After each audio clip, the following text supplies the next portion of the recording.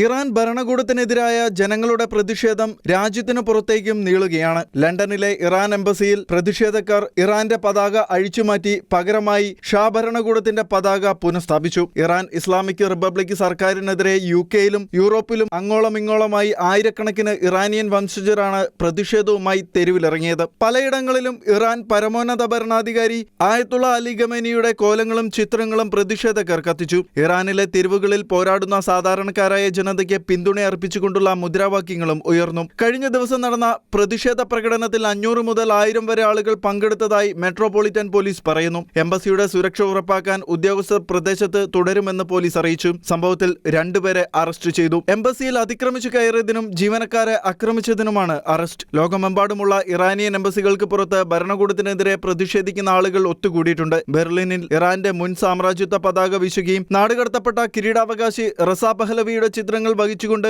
German തലസ്ഥാനത്തുകൂടി നൂറുകണക്കിന് ആളുകൾ March നടത്തുകയും ചെയ്തു. ഭരണകൂടത്തിന്റെ അക്രമാസക്തമായ അടിച്ചമർത്തലുകൾക്കെതിരെ തെരുവിലിറങ്ങിയ ഇറാനിയൻ പ്രതിഷേധക്കാരെ UK വിദേശകാര്യ സെക്രട്ടറി യെവറ്റ് കൂപ്പർ പ്രശംസിച്ചു. പരമോന്നത നേതാവ് ആയത്തുള്ള അലി ഖമേനിയുടെ സർക്കാരിനെതിരെ സംസാരിക്കുന്നവർ അക്രമത്തിന്റെയോ പ്രതികാര നടപടിയുടെയോ ഭീഷണി നേരിടേണ്ടി വരില്ല എന്ന് കൂപ്പർ പറഞ്ഞു. UK പ്രധാനമന്ത്രി കെയർ സ്റ്റാർമർ ഇറാനിൽ പ്രതിഷേധിക്കുന്നവരെ കൊന്നൊടുക്കുന്ന ഭരണകൂട നടപടിയെ അപലപിക്കുകയും പ്രകടനങ്ങൾ അടിച്ചമർത്തുന്നതിനിടയിൽ സംയമനം പാലിക്കാൻ ഇറാനോട് ആവശ്യപ്പെടുകയും ചെയ്തു. രാജ്യത്തിന്റെ ദുർബലമായ സമ്പദ് വ്യവസ്ഥയെക്കുറിച്ചുള്ള രോഷം മൂലം ആഴ്ചകളായി നടന്ന പ്രതിഷേധങ്ങളിൽ കുറഞ്ഞത് 62 പേർ കൊല്ലപ്പെടുകയും 2300 പേരെ കസ്റ്റഡിയിലെടുക്കുകയും ചെയ്തതായി റിപ്പോർട്ടുകളുണ്ട്. പ്രതിഷേധങ്ങൾക്ക് മറുപടിയായി ഇറാൻ നേതാക്കൾ ഇന്റർനെറ്റിലേക്കും അന്താരാഷ്ട്ര ടെലിഫോൺ കോളുകളിലേക്കുമുള്ള ആക്സസ് അടച്ചുപൂട്ടിയതിനാൽ വ്യക്തമായ കണക്കുകൾ പുറത്തുവരുന്നില്ല. ഇറാനിലെ മുൻ ഷാ ചക്രവർത്തിയുടെ നാടുകടത്തപ്പെട്ട മകൻ പഹ്ലവി പ്രതിഷേധക്കാർ തെരുവിലിറങ്ങി അവരുടെ പട്ടണങ്ങളുടെ നിയന്ത്രണം പിടിച്ചെടുക്കണമെന്ന് ആഹ്വാനം ചെയ്തു. US-ൽ താമസിക്കുന്ന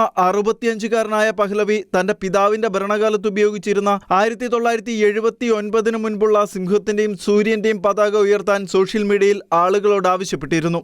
ഇന്റർനാഷണൽ ഡെസ്ക്, ഷെക്കേന ന്യൂസ്.